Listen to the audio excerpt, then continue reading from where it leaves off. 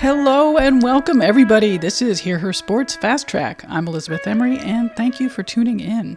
In this episode, I'm talking to Christina Vassallo, curator and arts administrator, just named executive director of Fabric Workshop and Museum in Philadelphia.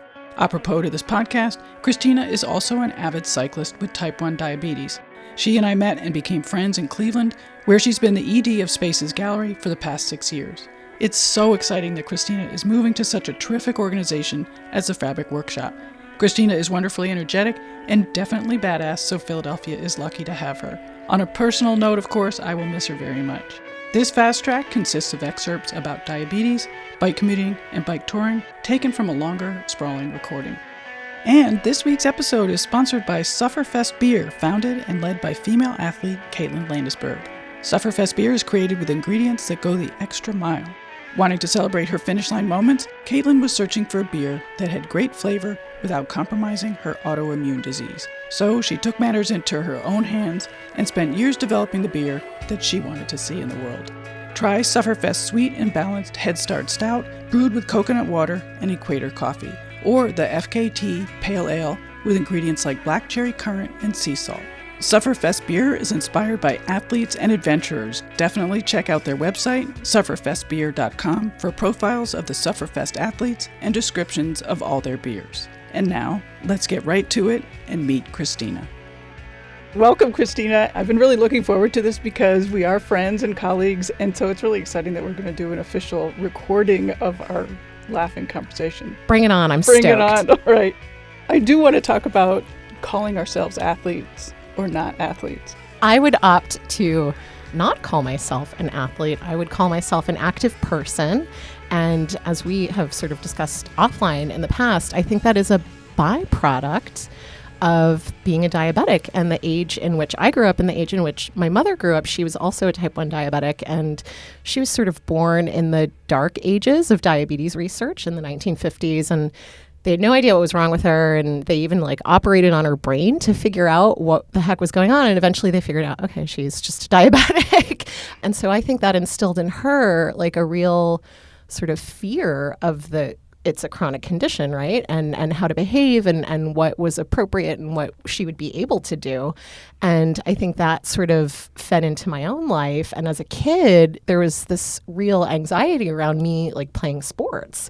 So it was something I never engaged in. And I think the distinction for me between athlete and active person is athleticism has a real competitive component to it and a rigor and a discipline that I just don't follow. I don't have a coach giving me feedback players on a team or, actual professional cyclists. And so, cycling, even though I might, ride a century, I don't consider myself to be, I'm not competing for anything. It's just so that I can actually reach the finish line, which is a minor miracle as a type 1 diabetic who's had it. I'm 38. I've had it my entire life. So, I actually don't care to get faster in my times, right? I don't care if it takes me 10 hours to ride 100 miles. Again, it's just this exhilaration that comes from the people-powered movement, right? A transportation alternative, not, there's also certainly an environmental justice aspect to it, not being so dependent on car culture and everything that comes with that, and the machismo behind that too. I mean, I don't know, I'm a little macho actually. But again, it's I'm not trying to win a prize. I certainly am not being sponsored for anything. In a way, it's with the work that I do too, leading an organization that is very socially oriented. It's this idea, I think, of leading by example. And for me, again, it's not about trying to win something. I think if there was a competitive component introduced to what I was doing, I'd shrink back and just become immediately disinterested in it. It's just about the way it makes you feel. So what are you looking for in being athletic and in being active? Thank you, Elizabeth, for hearing me. Well, it all started, and I've put a lot of thought into this recently. It started because, there is an amount of discipline that's required to be healthy with a chronic condition. And I'd always taken care of myself very well. But then once I got further along in my career and started to run, organizations, it became more and more difficult, right? Like I am so enthusiastic about my work, totally absorbed in it, but it's super long hours and it's cyclical work as well, the amount of energy you need to put into it. And I would find for like weeks on end, if I was getting closer to an exhibition or a major project, I was just eating crap or not eating at all, and certainly not carving out the time to exercise regularly. And so back when I was living in New York City, my commute from Brooklyn to Queens to the organization that I was running was 10 miles round trip. And so that's really how I got back into cycling. I always rode my bike as a kid. And so I was like, okay, I'm gonna sort of boycott the MTA because they're really not making outer borough travel very easy. So I'm just gonna ride my bike to work every day. It suddenly became like the Zen activity. I would start working out problems in my head on my way to work, figuring out like what the next big step was going to be for the organization. And the more I did it, the easier it became. Like the first few times I did the commute, I had to get off my bike to like go up this little hill over the Pulaski Bridge, which I think you've probably gone over. Yeah. It's really not a climb. So then because it was part of my daily routine, I started to want to just do other routes. And then I went on these like long sort of bike camp adventures, and I'd go up the Hudson and ride like 50 miles a day to the next campsite. And then it sort of became an addiction. It was like, okay, I'm going to be traveling for 2 weeks. I'm going to get a bike that I can break apart and check and take around the world with me. So yeah, I often find myself riding on the wrong side of the street in Australia. And yeah, it's just become part of my life. You just got back from Greece doing one of those trips with your bike. Yeah. Tell me what you did, because we haven't really talked about exactly how you do these trips with your bike. Sure. Well, I have a Surly Traveler's Check, which is it's not a folding bike. It's a regular sized bike, and it breaks apart. It's got these really cool S couplings, and it fits in like an enormous backpack. So it's like 40 pounds that you've got strapped to your back, and you can just check it. And, if you said to me a few years ago that I was going to end up in Greece with a bike that I assembled by myself, I would have been like, you have no idea who you're talking to. That is not me at all. But yeah, I've learned literally how to put together a bike in like a half hour and just get on the road. Like the first thing you do is put the bike together and then just find whatever road that you're about to travel on and do it. And it's really exhilarating. And there's a real feeling of like self-sufficiency as well, right? Being able to put together your own transportation system and just get moving. It's really cool. I'm really impressed because Evan and I just got back from our vacation. We rented bikes, but I mean, the weather was so bad. Mm-hmm. And yeah. I just thought, wow, if our only method of transportation was bikes. Riding in the rain is awful. It doesn't matter. Okay, so first I should say, if you're going to ride 365 days a year like I do, it is all about the gear. It's actually less about the bike, and it is more about the gear, like from the fenders to the kinds of gloves that you're wearing to, the stupid looking ponchos that you have to use. And like also we wear glasses, right? Riding in the rain with glasses on totally sucks.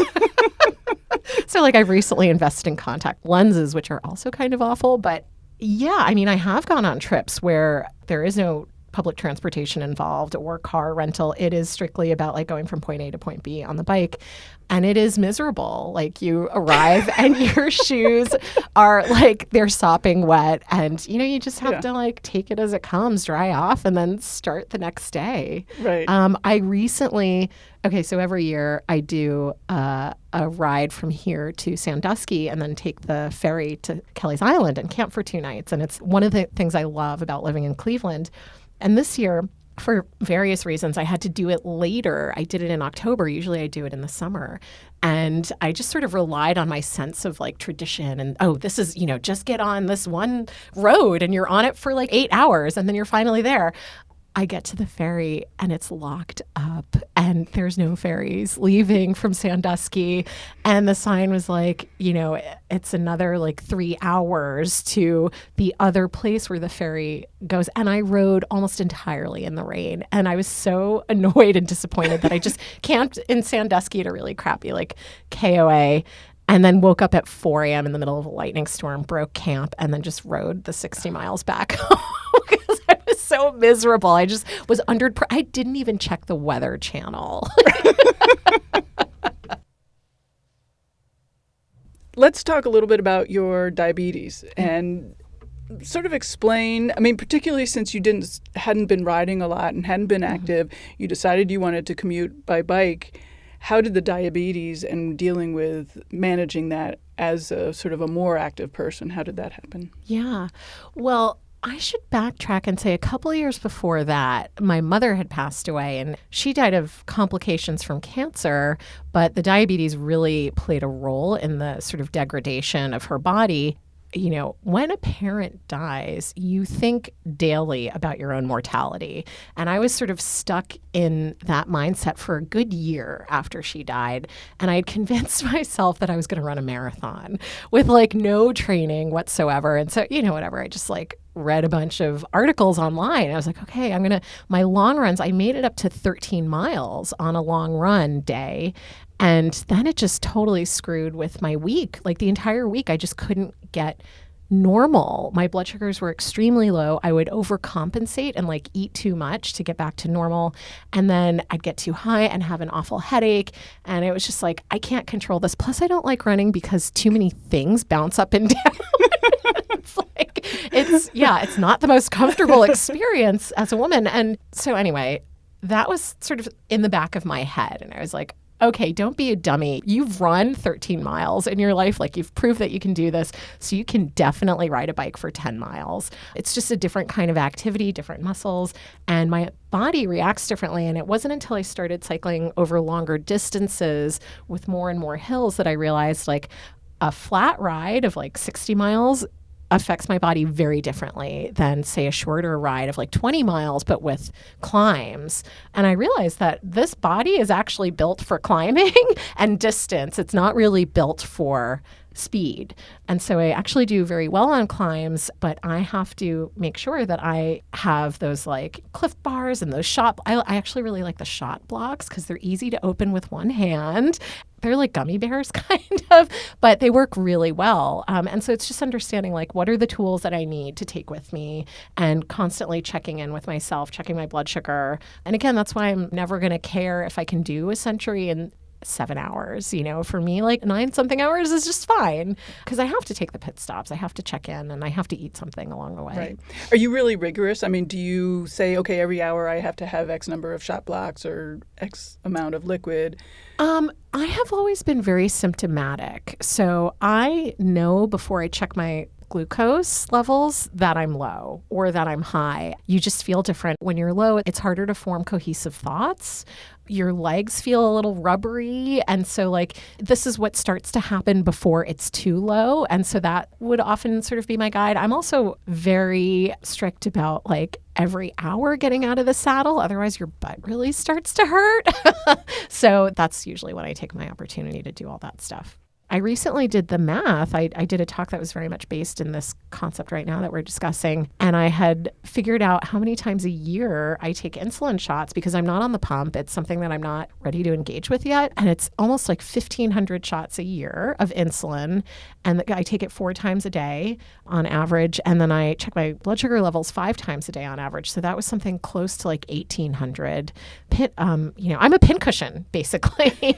So it's a lot. And the sort of point of the talk was how does diabetes make me aptly suited to run an arts organization and this idea of herding cats, right? When we work with artists, and I usually don't use that term to describe what I do, but other people do. And, it does require this constant, sort of checking in to make sure that the situation is managed, the exhibition is managed, the 20 artists you're working with, like you have your arms around them and you know what's going on. And that's precisely what having a chronic condition is like too. It does seem, though, that you're more, because I did a little bit of reading about diabetes and athletes, particularly cyclists who have diabetes. And from the articles that I was reading, they're really regimented. Like, the hour strikes and they check their blood and, know how much glucose they need depending on what kind of ride they're doing. And you seem much more intuitive than that. Well, I mean, I start preparing for a century a week before in terms of what I'm eating. I mean, theoretically, we're preparing for a century months and months before, right? Just by increasing how much we ride. But like I will make sure to have something that's starchy and has a lot of protein the night before. Certainly, it's not like today I'm going to jump on my bike and ride 75 miles or 100 miles. Like, it just wouldn't work for me in that way. So there is a level of care that I put into it, definitely. And then especially if there's like camping involved, I'll make sure I have all the kinds of food that I need on me and like tons of Gatorade and all that kind of stuff. You know, I always have like one water bottle that has Gatorade in it and one that has water. And yeah, just making sure that I'm prepared in that way. But every hour on the hour doesn't exactly describe what I do. But I do check a lot for sure. It really is about getting in the right mindset for sure. And it's about making sure that the days in advance, I'm not going too low with my blood glucose and I'm not going too high either, because diabetes results in all sorts of things like blindness, amputation, kidney, heart disease. I mean, I think heart disease is the number one killer of diabetics. So to make sure that I'm somewhere in the middle, right, in the acceptable range, the days leading up to a big trip, and then making sure that I'm a little bit above that range as I'm actively riding so I don't dip too low when I'm doing a huge ascent and there is just no way physically possible that I can get in my pocket, right, and like eat one of those stupid gummy things. Do you have any trips planned? I'm thinking of going to Japan next year as like my next big, because cycling is sick in Japan. And so bringing my bike and maybe meeting up with a couple of friends who live in Berlin there. But yeah, so far it's just a kernel of an idea. What's going to be required of the planning? Like, what will you do to plan it? Well, okay, that's a really great question because I've never ridden with these two friends who might go with me. They just have expressed a level of enthusiasm around it. And it's figuring out if we're at the same level. I think two of us are, and one of us is not.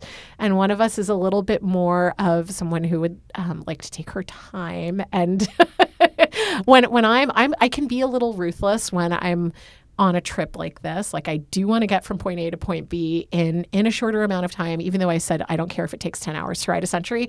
When I'm on a trip, like, I want to see as much as I possibly can. So I want to like set up camp and then go out and explore for the rest of the day. So we're going to have to figure out, we'll have to figure out the shape of the trip. And choosing travel partners is a big deal. It really is, yeah. And you can get yourself into real trouble, too, if you don't pick the right people. You totally can. And actually, I'm glad you bring that up. We're getting off topic from what you just asked, but I tend to ride by myself a lot. I am not part of a cycling group.